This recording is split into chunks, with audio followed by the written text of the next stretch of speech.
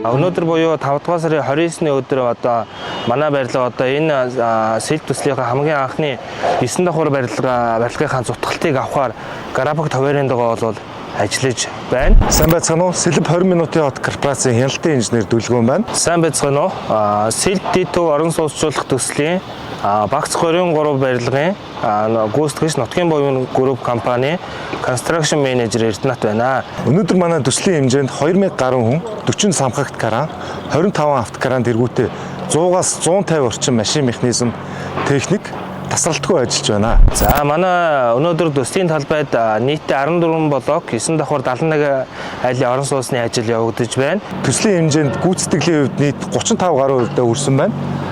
За өдөрт бол манай ажлын талбайд нийт 330 ажилтан дунджаар 8 кран бусад машин механизмууд одоо зэрэг үйл ажиллагаа явагдаж байна. Өнөөдрийн үед барилга угсралтай ажил 9 давхрын цутгалт хүртлээр үргэлжилсэн байна.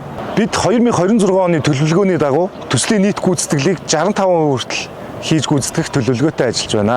За манай нийт барилга угсралтын ажлын явц маань бол нийтдээ одоо 70% явцтай явагдаж байна.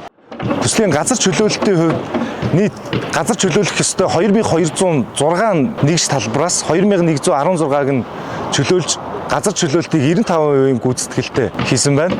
Одоо ердөө 91 талбар үлдсэн байгаа нь ард иргэдийн хүлээлт ямар их байгааг харуулж байна. Манай компани одоо энэ онд нийт барилга угсралтын ажлын 60%-ийг хийхээр төлөвлөж байгаа. Энэхүү Гарабаг төлөвлөгөөний дагуу ажил хэвийн үргэлжлэн явагдаж байна.